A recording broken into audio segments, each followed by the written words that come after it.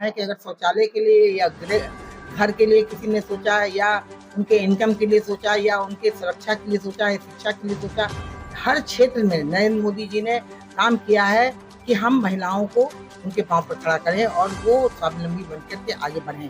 तो मोदी सरकार प्रतिज्ञाबद्ध है महिलाओं, कमजोर, पिछड़े वर्गों को आगे लाने के लिए, और वो चाहते हैं कि इस देश का हर व्यक्ति कंधे से कंधा मिला के रहे। कोई बलिया भारतीय जनता पार्टी कार्यालय पर आज एसडीओ प्रकोष्ठ की बैठक थी। गोरखपुर से चल करके अंजू चौधरी जी आई हुई है, गोरखपुर की पूर्व मेयर रही हैं। अंजू जी, ये बताइए आज का कार्यक्रम कैसा था? मेरी बेहद प्रशंसा है कि बलिया ने इतना अच्छा सोच रखा कि एनजीओ प्रकोष्ठ का एक बैठक रखा, जिसमें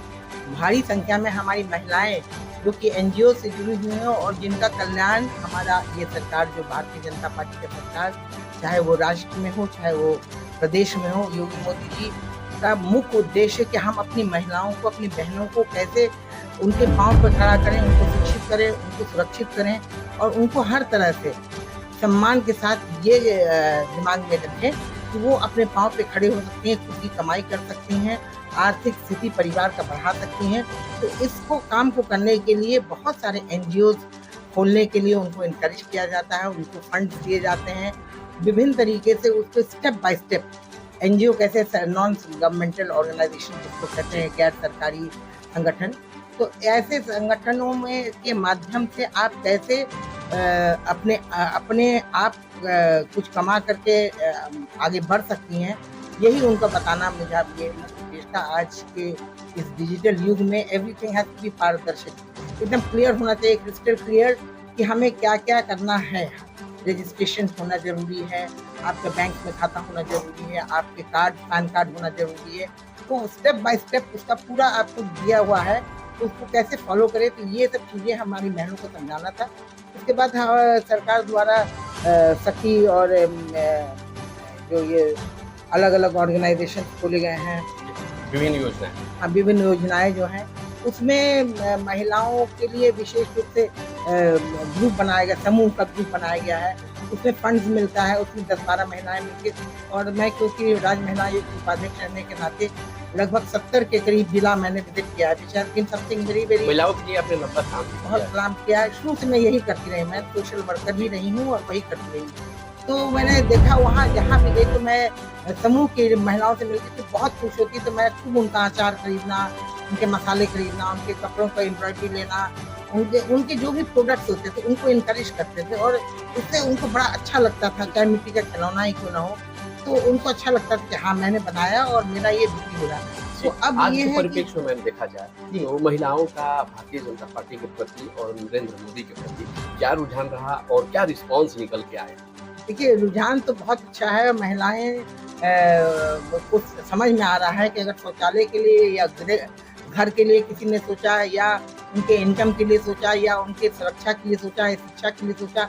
हर क्षेत्र में नरेंद्र मोदी जी ने काम किया है कि हम महिलाओं को उनके पांव पर खड़ा करें और वो स्वावलंबी बनकर के आगे बढ़ें। तो आज मुझे बेहद प्रसन्नता है कि बलिया के जो हमारे प्रत्याशी हैं और जो एमपी रह चुके हैं, नीरज शेखर जी और उनकी पत्नी भी आज यहाँ उपस्थित है, सुषमा जी, और ये सुनीता जी तो पुरानी कार्यकर्ता रही, भारतीय जनता पार्टी की रही हैं, और चंद्रशेखर जी से भी मेरी मुलाकात है। I mean it's not that कि मेरी बहुत अच्छी मुलाकात है, लेकिन मुलाकात है, तो बहुत ज़माने की बात है। लेकिन मुझे आज अच्छा लगा कि ऐसे कैंडिडेट को चुना है जिसका कि परिवार के अंदर, ही वॉज ऑल्सो बहुत ही सिंपल व्यक्ति थे और इनका भी ऐसा ही सुनने में और देखने में आता है। तो ऐसे प्रत्याशी को चुना है तो भारतीय जनता पार्टी की जीत सुनिश्चित है, और 400 पार का जो नारा है वो जरूर पार होगा, ये मेरा पूर्ण विश्वास है। और अनुरोध है कि हमारे जितने लोग हैं, बलिया के लोग, ये जाने कि अगर रामचंद्र जी इस क्षेत्र में आ गए हैं तो आ ही गए हैं। अब कृष्ण मुरारी को भी लाना है, तो इसके लिए जरूरी है कि हम भारतीय जनता पार्टी को फिर से मोदी सरकार बनाए और 400 पार करें। अयोध्या के बाद मथुरा, मैम कह रही है इशारों में अयोध्या के बाद मथुरा जी, आप बलिया के परिप्रेक्ष्य में क्या कहेंगे? सबसे पहले मैं इस देवभूमि की धरती पे अपनी बड़ी दीदी अंजू चौधरी जी का, अपनी बहन, छोटी बहन डॉक्टर सुषमा शेखर जी का हार्दिक स्वागत, वंदन, अभिनंदन करूंगी। और मैं परम पूज्य अपने मोदी जी का, परम आदरणीय मोदी जी और परम पूज्य महाराज योगी जी को धन्यवाद दूंगी कि आपने बहनों के प्रति इतने अच्छे सार्थक सारे कुछ अभियान जो चले जो भी हैं वो महिलाओं के प्रति ज़्यादा ही सार्थ करता है। और मैं उनके इस योगदान के बलबूते कह सकती हूँ कि जो मेरी आधी आबादी की शक्ति है, हमारे जिले के अध्यक्ष नीतू जी, श्वेता जी, हमारे जिला मंत्री अरुण सिंह बंटू जी, सारे लोग बैठे हैं। मैं इन सब के बल पे कह सकती हूँ कि पूरे उत्तर प्रदेश में जैसा कि अपने बहुत ही सभ्य सुशील प्रत्याशी आए हैं आप सबके बीच, आप सबको भी पता है। मैं आपके चैनल के माध्यम से बताना चाहूँगी कि एक अदनी प्रधान के लड़के को भी अकड़ होती है, पर हमारे प्रधानमंत्री जी के बेटे परम आदरणीय भाई नीरज शेखर जी को आप देख रहे हैं कि उनकी सभ्यता और शालीनता रग रग में बसा हुआ है। और मैं इस नाते कह सकती हूँ कि आप सबके बल पे पूरे उत्तर प्रदेश में बलिया लोकसभा 1 नंबर पे आएगा और 400 पार में बलिया लोकसभा का बहुत बड़ा योगदान होगा, मैं ऐसा विश्वास रखती हूँ।